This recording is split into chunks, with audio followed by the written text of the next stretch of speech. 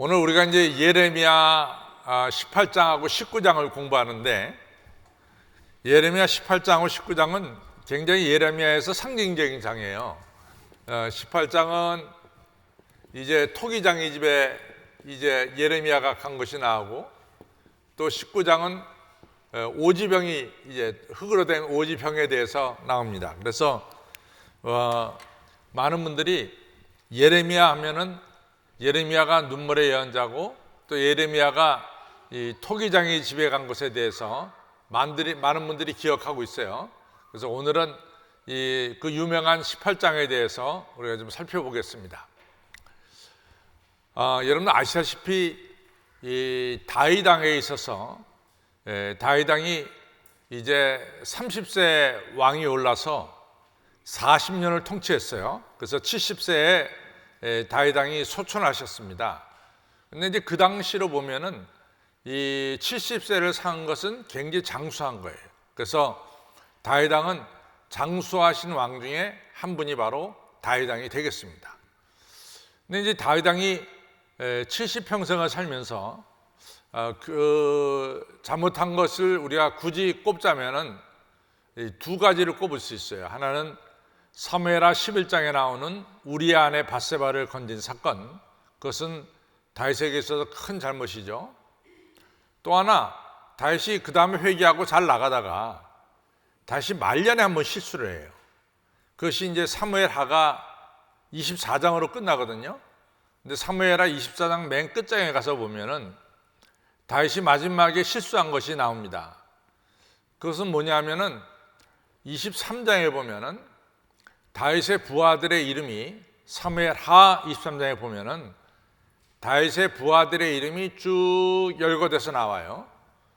그러면서 이제 우리가 그 사무엘하 23장을 보면은 그동안 다윗을 위해서 헌신하고 충성한 장수들을 우리가 이제 다시 한번 복습을 할 수 있어요. 23장에서는. 저 같은 경우에는 23장을 읽으면서 그동안 이제 다윗을 위해서 싸웠던 장수들을 다시 한번 리마인드 한다 그러죠. 이같이 복습을 하는 그러한 중요한 시간을 갖습니다. 그리고 이제 24장을 넘어가면 이제 다윗의 말년인데, 다윗이 느닷없이 말이죠, 이 요압이 군대 장관이거든요. 이제 지금 말하면 국방장관이죠. 국방장관한테 군대 수를 세라고 말이야. 이렇게 이제 명령을 내리는 거예요.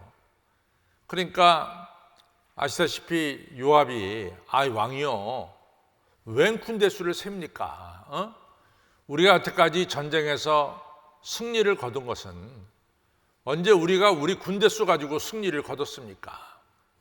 하나님이 우리가 필요한 100배 이상의 이같이 전력을 보강해 시켜줬기 때문에 우리가 전쟁에서 승리를 거둔 게 아닙니까? 하면서 다윗 왕이 군대 수를 세라는 것에 대해서 요압이 반대했어요. 그런데 그 당시의 왕의 세력이라고 하는 것이 어마어마한 세력 아닙니까? 그 당시 왕은. 왕 앞에 누가 뭐라 그러겠어요? 그러니까 다윗 왕이 역정을 냈어요. 내가 군대 수 세라면 세지 말이지. 그걸 왜 안 세냐? 이러니까 이제 왕의 명령이니까 할 수 없이 요압도 군대 수를 세게 됐죠. 그래서 군대 수를 셌는데 이 사무엘하 24장에 보면은 이 북이스라엘과 남유다 다 합쳐서 군대 수가 얼마가 되냐면 130만 명이 돼요. 130만 명. 어마어마한 군대 수입니다. 그러니까 이제 이 130만 명이면 정말 대군이죠, 대군. 그러니까 다윗이 내가 여태까지 승리를 거둔 것은 이처럼 내가 대군을 거느렸기 때문에 승리를 거두지 않았겠는가? 이렇게 이제 착각할 수가 있었어요.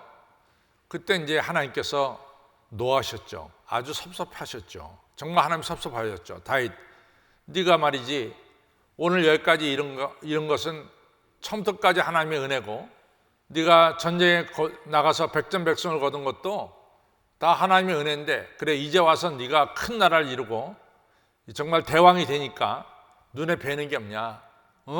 네가 네 힘으로 이 큰 일을 다 이룬 것처럼 네가 생각이 드느냐? 이러면서 하나님이 진노하셨어요. 진노하셨는데 하나님이 이같이 세 가지 벌을 내리세요. 하나는 7년 동안 외국 군대에게 쫓겨다닌 거고, 하나는 또 3개월 동안 이같이 이 7년 동안 또 이 기근이 많은 거고, 또 3개월 동안 외국에 쫓겨다닌 거고, 또 3일 동안 온역이 도는 거였습니다. 그때 이 다윗이 나는 하나님 손에 이같이 매를 맞겠다. 그래가지고 3일 동안 온역 이 연병 돌아가는 걸 갖다가 선택을 했죠. 근데 아시다시피 첫날에 7만 명이 죽었어요. 7만 명이. 그때 다윗이 하나님 앞에 무릎 꿇고 회개합니다. 하나님, 제가 잘못했지 왜 백성들을 죽이십니까? 제가 잘못했습니다 하면서 다윗이 자기가 한 일에 대해서 뉘우치고 회개하기 시작했죠. 그러면서 그 유명한 다윗이 이제 아라우나 타작마당에서 제사를 드립니다. 아라우나 타작마당. 근데 이제 아라우나 타작마당이 굉장히 역사적으로 뜻이 있죠. 아라우나 타작마당은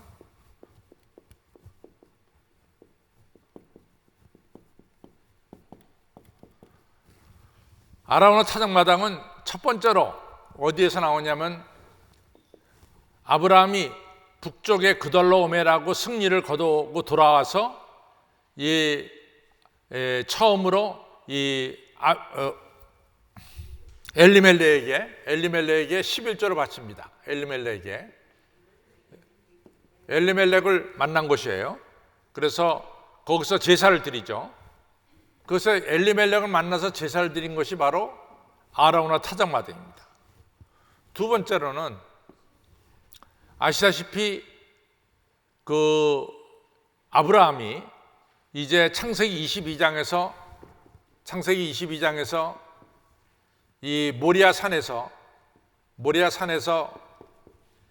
이삭을 바치죠. 이것이 바로 아라우나 타작마당입니다. 그 다음에 이 세 번째로는 알다시피 지금 다윗이 자기가 잘못해가지고 이 아라우나 타작마당을 갖다가 이 여부 사람인데 아라우나인데 이분한테 내가 여기다가 제단을 쌓아야 되겠다. 그러니까 이 아라우나가 너무 황공해가지고 이 타작마당을 갖다가 다 쓰시고 그 다음에 내가 제사해 드릴 장작과 모든 제사 물품까지 드리겠습니다. 그랬더니 다윗이 유명한 말을 하죠.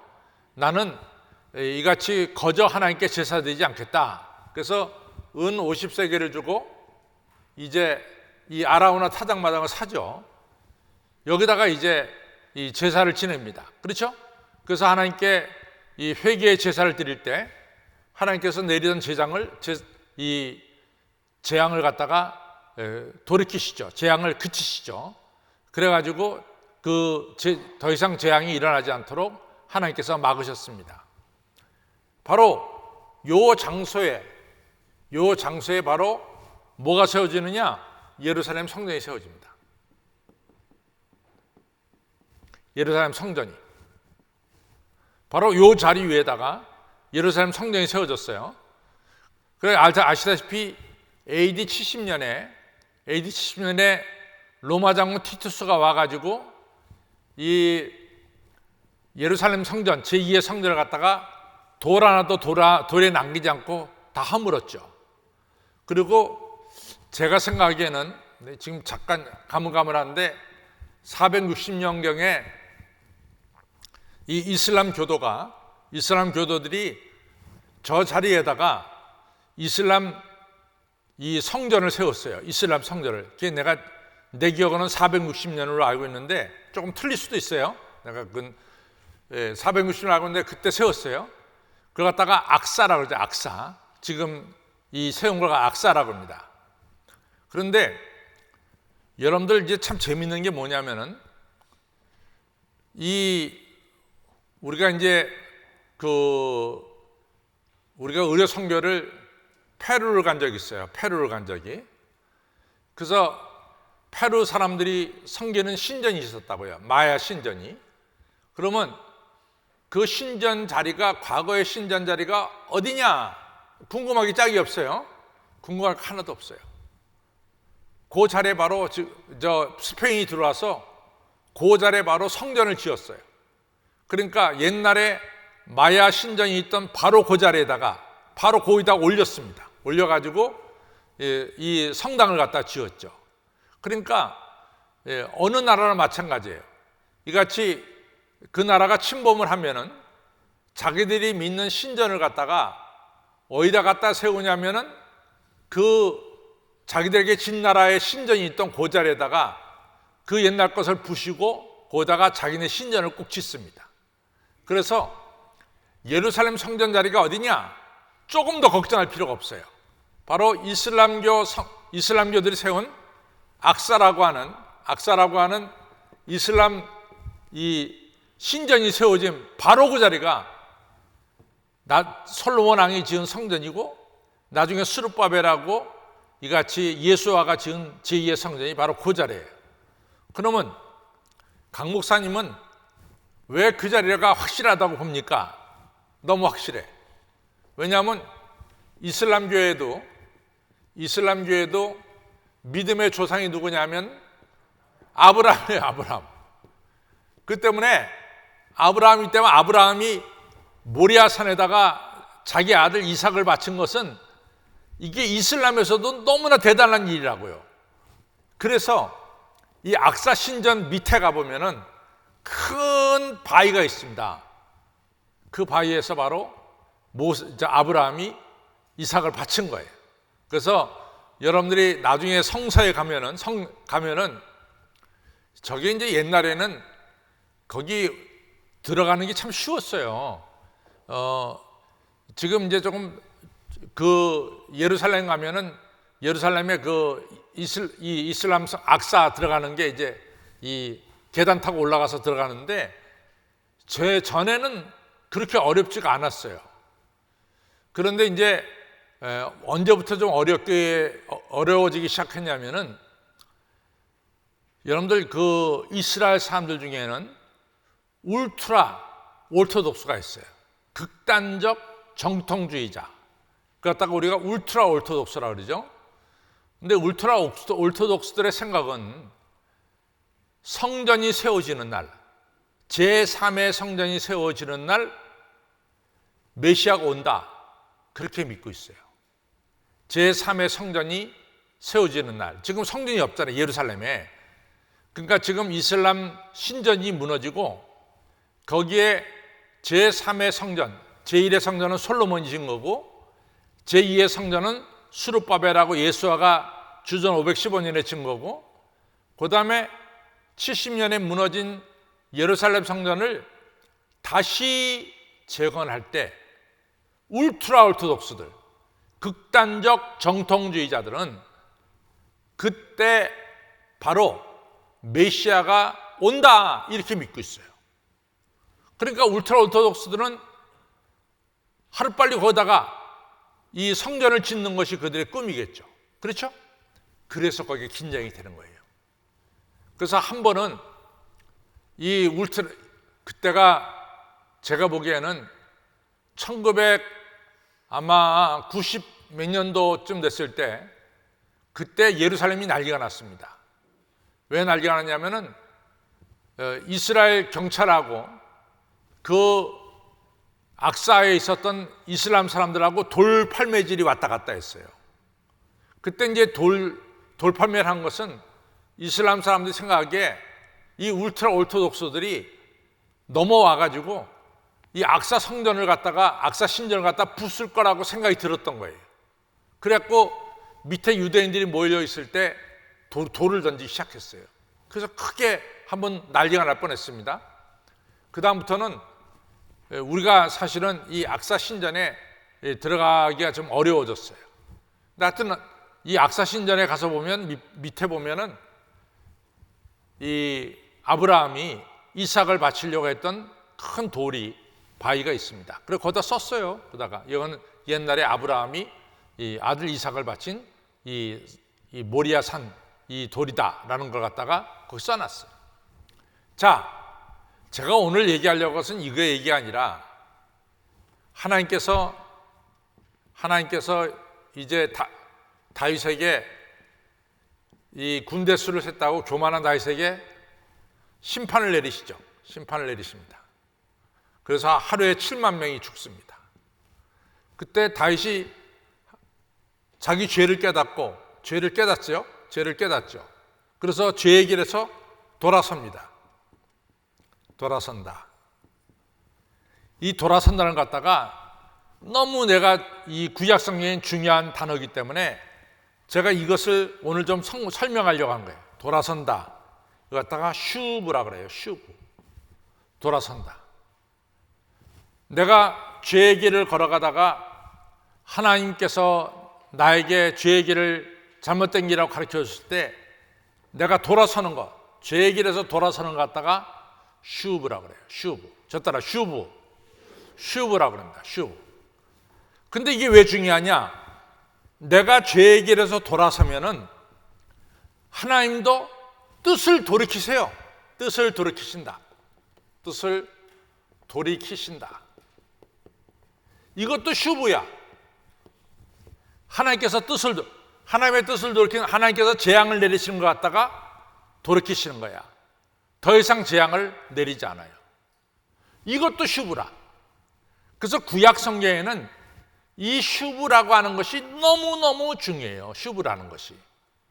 예를 들어서 누가복음 15장에 탕자가 이같이 돼지가 먹는 쥐어mel면 먹고 이제 굶다가 내가 하늘과 아버지께 죄를 범했습니다 라고 죄를 깨닫고 돌이켜서 아버지 집으로 가죠. 여기서 돌이켜서 아버지 집으로 가는 것 같다가 슈브라 그래요. 슈브. 그래서 아버지가 이 돌아오는 아들을 맞아주죠. 그래서 아들이 축복을 받게 되는 거예요. 그래서 성경에서는 돌이킨다. 이게 너무너무 중요해요. 다윗의 장점은 뭐냐면 돌이킬 줄 아는 사람이었어요. 그래서 우리가 사무엘하 12장에서도 나단이라는 선자가 와서 다윗에게 그건 너다 라고 할 때 다윗이 네, 제가 죄를 졌습니다 하고 회개하죠. 슈브하죠. 슈브. 그렇죠? 그 다음에 사무엘하 24장에서도 하나님께서 징계를 내실 때 다윗이 슈브, 죄를 깨닫고 돌이키죠. 그래서 다윗의 장점은 죄를 깨달았을 때 지체 없이 슈브한다는 거예요. 슈브, 돌이킨다는 게 다윗의 장점입니다. 근데 미련한 사람들의 특징은 뭐냐면 하나님이 죄를 깨닫게 해도 슈브가 없어요. 슈브가. 이게 문제라. 예를 들어서 이제 우시아 왕 같은 경우도 마찬가지죠. 우시아 왕도 얼마나 잘했어요. 근데 이제 성소에 들어가서 자기가 향을 치러 올 때 제사장이 막았잖아요. 이거 잘못된 길이라고. 근데 이게 안 돌이켜. 끝까지 들어오다가 뭐예요? 문둥병 걸리지.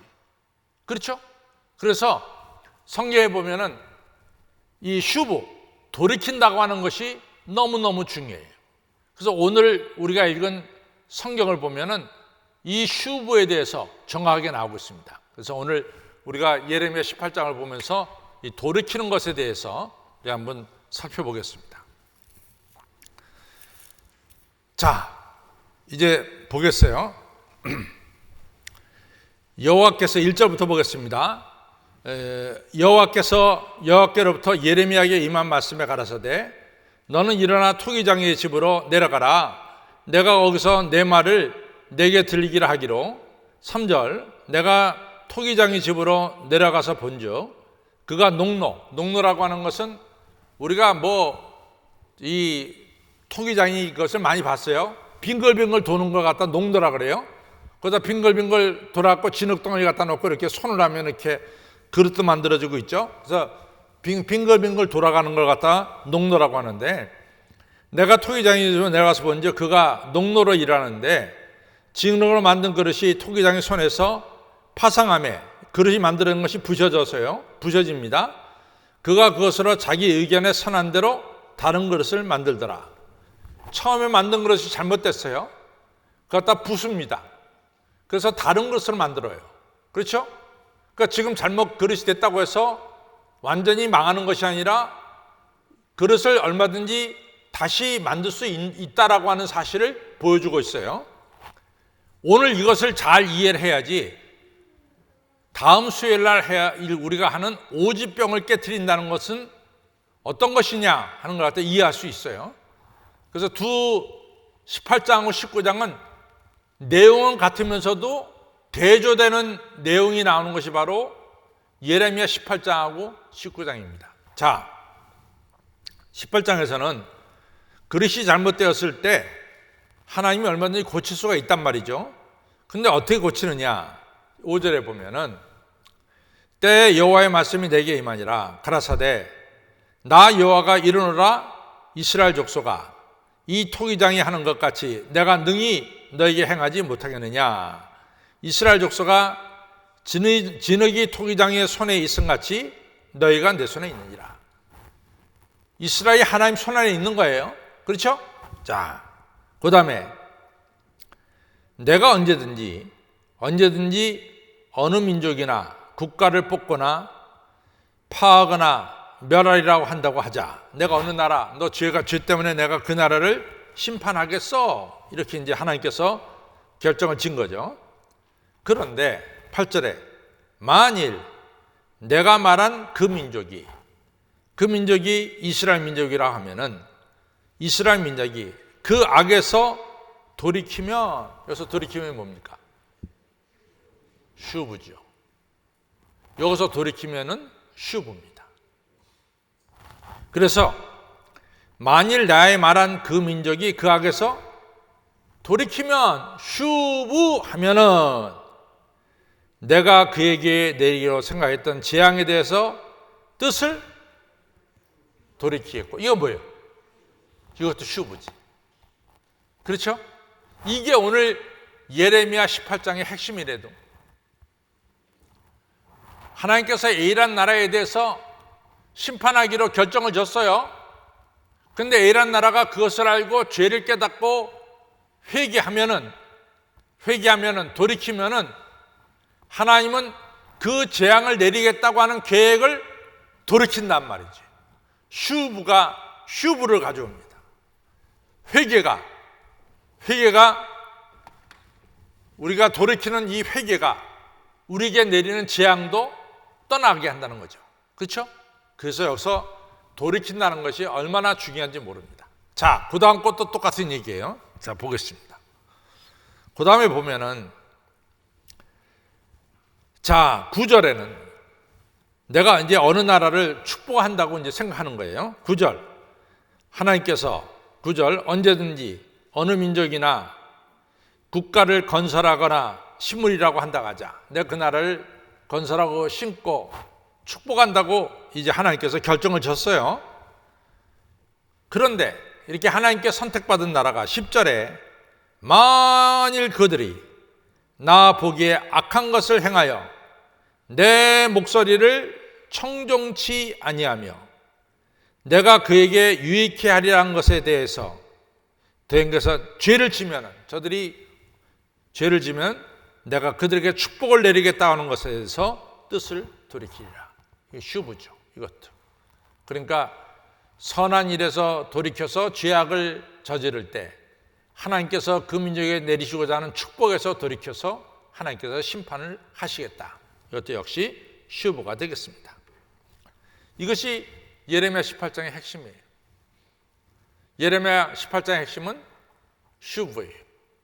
돌이키면은 새롭게 될 수 있는 기회가 주어져요. 근데 이제 예레미야 19장에 가서 보면은 조금 더 다른 얘기가 나와요. 똑같은 토기장의 집에 가서 그릇인데 18장에서는 아직까지 기회가 있어요. 뜻을 돌이키기만 하면은 하나님이 다시 세우는 기회가 있어요. 그러나 19장에 가서는 그렇지 못합니다.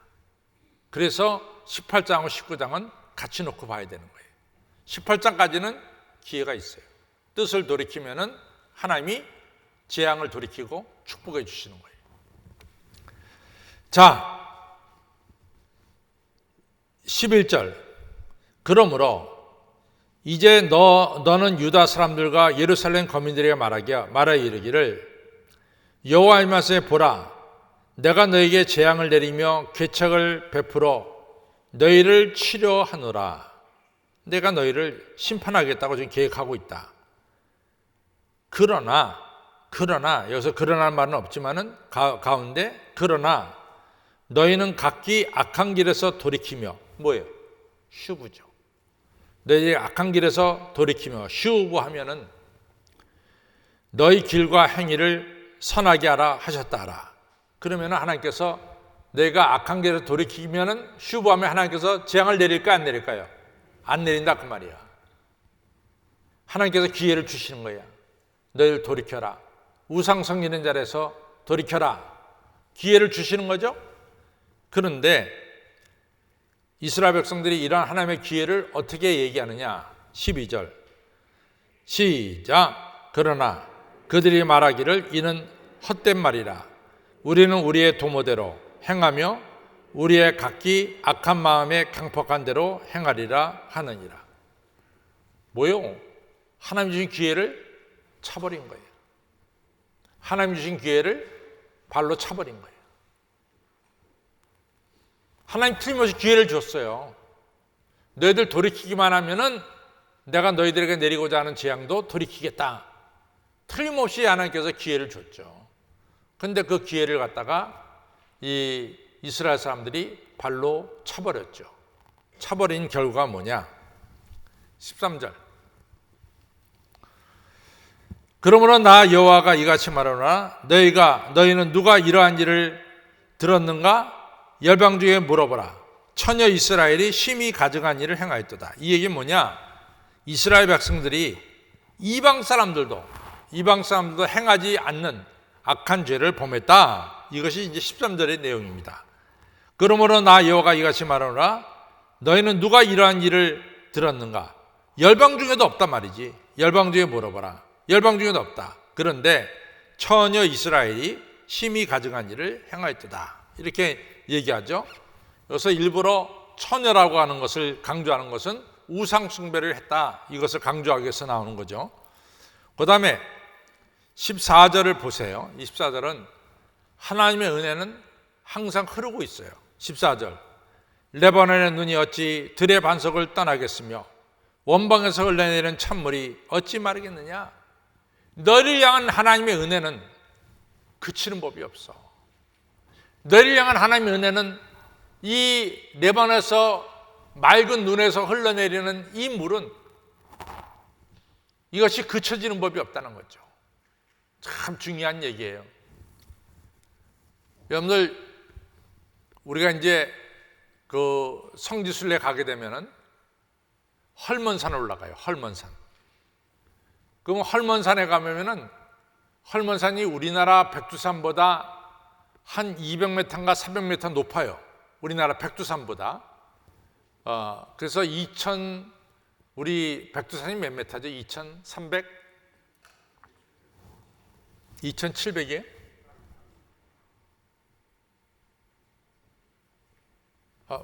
2000 몇 메타예요?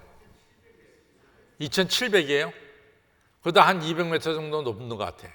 내가 그때 내 머릿속에 얼른 계산한 거는 거기는 눈이 있어요. 그래갖고 그 눈이 쫙 있어가지고 거기서 이제 이스라엘 사람들이 스키를 타요. 스키를. 눈이 있으니까. 그래서 4월, 5월에 가면은 거기에 이 헐몬산 꼭대기에 눈이 잔뜩 쌓인 걸 보게 돼. 그런 저 밑에서 우리가 이제 스키 타는 사람들이 이거 타고 올라가잖아요. 올라가서 거기서 이제 눈을 보게 되죠. 그럼 그 눈 녹은 물이 땅 속으로 들어갈 거 아니야? 또 겉으로 흐를 거 아니야?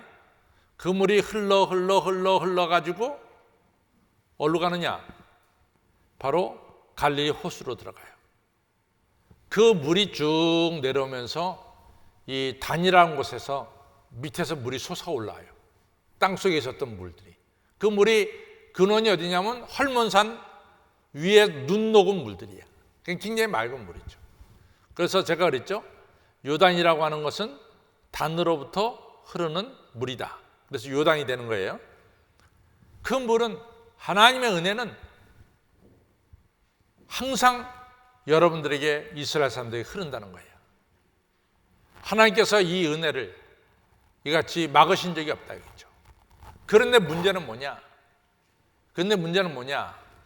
여러분들 예레미야 2장 13절에 보면은 이 민족이 내게 범한 두 가지 죄를 범했는데, 하나는 생수되는 하나님을 버린 것과, 그 다음에 물을 모아두지 못할 터진 웅덩이를 판 것이다 그랬어요. 예레미야 2장 13절로 가겠습니다. 이건 여러분들이 외워야 되는 말씀이에요. 예레미야 2장. 같이 있습니다. 시작. 내 백성이 두 가지 악을 행하였나니 곧 생수의 근원되는 나를 버린 것과 스스로 웅덩이를 판 것인데 그것은 물을 저축지 못할 터진 웅덩이라. 그렇죠? 그래서 이 생수를 갖다가 거부한 거예요. 자, 15절에 그 내용을 얘기하고 있어요. 대저 내 백성은 나를 잊고 뭐요? 생수를 잊어버리고 허무한 것에게 분향한 거니와 이런 것들은 그들로 그 길 곧 그 옛길 축복의 길에서 넘어지게 하며 곁길 심판의 길로 곁길 곧 닦지 아니하는 길로 행케 하며, 틀림없이 하나님의 축복의 길 옛길에서 넘어지게 하고 옛길로 가지 못하고 곁길 곧 힘든 길로 가게 한다 그 말이죠. 그래서 그들의 땅으로 놀랍고 영영한 치소 웃음거리가 되게 하리니 그리로 지나는 자마다 놀라서 그 머리를 흔들어. 왜? 그들이 살던 땅들이 심판받아서 이같이 황무지가 되니까, 사람들이 없는 곳이 되니까 지나는 사람들이 웃는다 이거죠. 그런데 어떻게 하나님께서 이스라엘 땅을 심판하시는가? 내가 그들을 그 원수 앞에서 흩어버리기를 동풍으로 한과 같이 할 것이며 그들의 재난의 날에는 내가 그들에게 등을 보이고 얼굴을 보이지 아니하리라. 참 이게 재밌는 얘기인데요.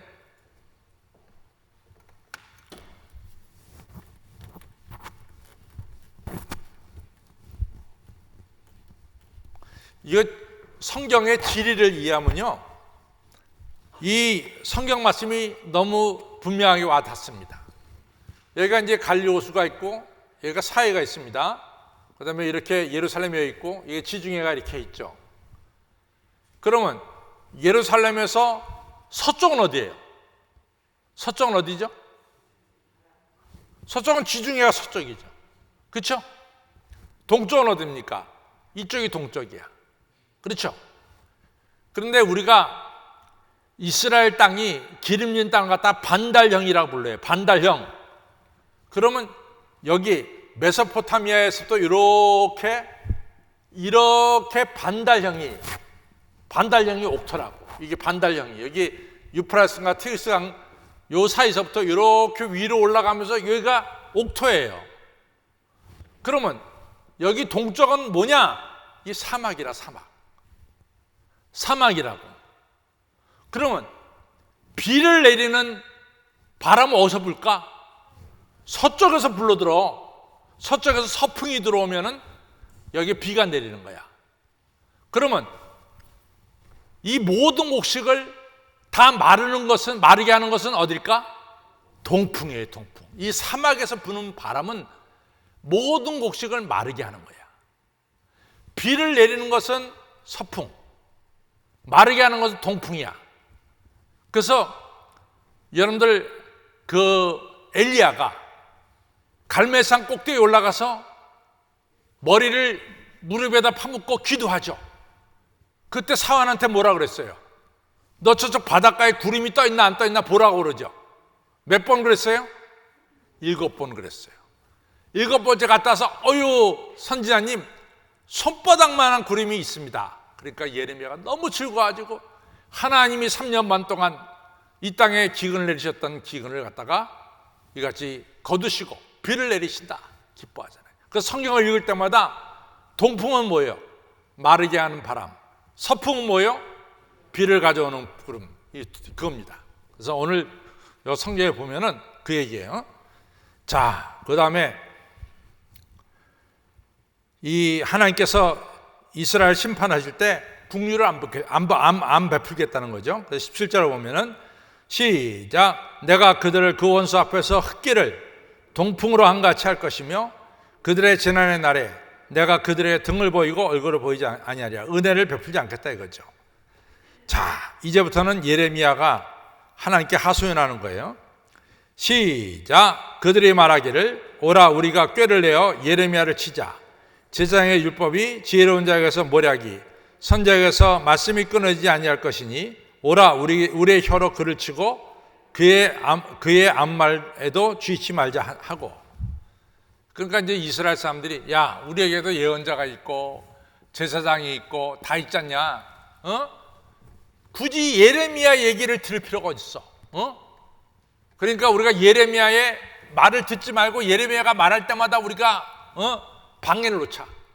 그래서 예레미야가 예언을 더 이상 못하도록 우리가 하자. 이렇게 예레미야 대적하는 사람들이 계략을 세운 거예요.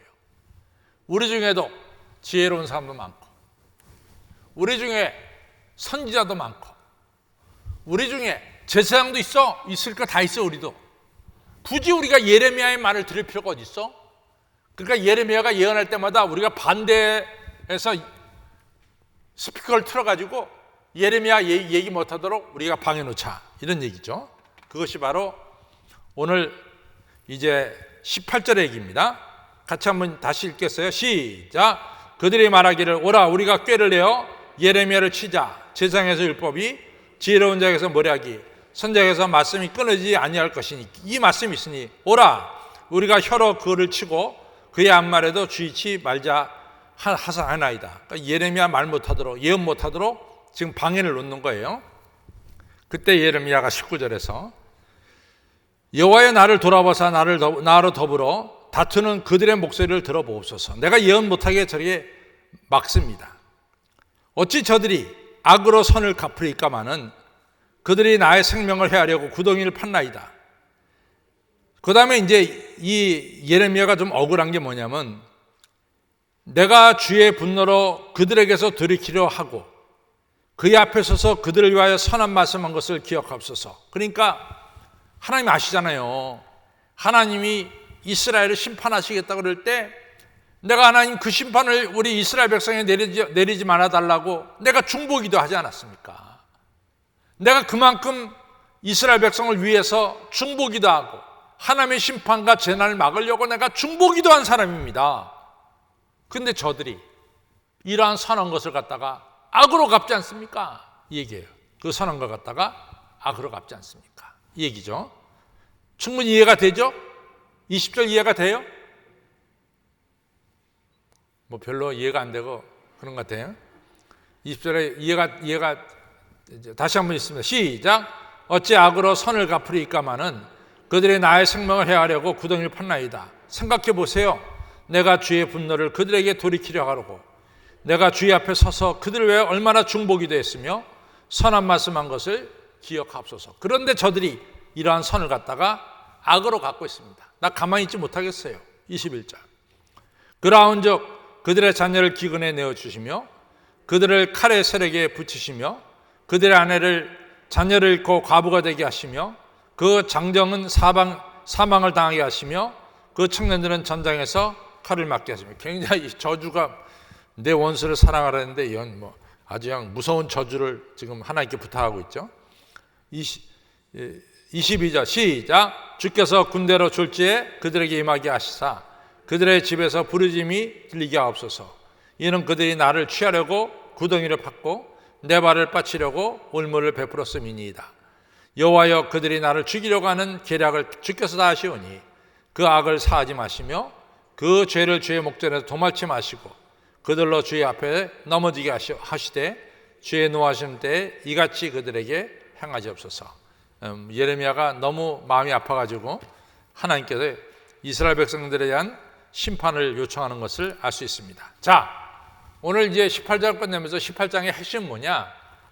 하나님께서 우리의 기회를 주신 거야. 너희가 돌이키면은 휴부하면은 내가 뜻을 돌이키고 너희를 축복해 주겠다는 거예요. 그래서 이 18장의 핵심은 우리가 돌이키면은, 우리가 죄의 길에서 돌이키면은 하나님은 우리를 용서해 주시고 축복해 주시겠다는 것이 오늘 18장의 핵심이에요. 그러나 하나님 떠나면은 가장 어리석은 사람입니다. 망할 수밖에 없어요. 그렇죠? 그것이 18장의 핵심입니다. 결론을 가겠습니다. 시작. 하나님 백성이 하나님의 음성을 들을 때 탕자처럼 뉘우치고 가던 잘못된 길에서 돌이켜야 합니다. 그때 하나님께서 하나님의 백성의 죄를 용서해 주시고 내리시려는 심판을 휴부 돌이키시고 축복해 주신 것입니다. 하나님의 백성이 이방 사람들조차 행하지 않는 범죄를 저지를 때 하나님의 심판을 받을 수밖에 없음을 알 수 있습니다. 즉 하나님 백성이 하나님을 떠나는 것은 스스로 망치는 길이라는 것입니다. 그리고 하나님의 일을 행하는 자를 방해하거나 박해해서는 안 된다는 것입니다. 성도 여러분, 주의 음성을 듣고 죄의 길에서 떠나시기를 바랍니다. 그리고 죄 용서를 받으시고 하나님께서 내리시는 축복을 받으시기 바랍니다. 언제나 하나님의 음성을 듣고 그 음성에 순종하는 자가 되어서 성전문에 들어가도 나가도 복을 받는 성도님들이 다 되시기를 주님의 이름으로 축원합니다. 예.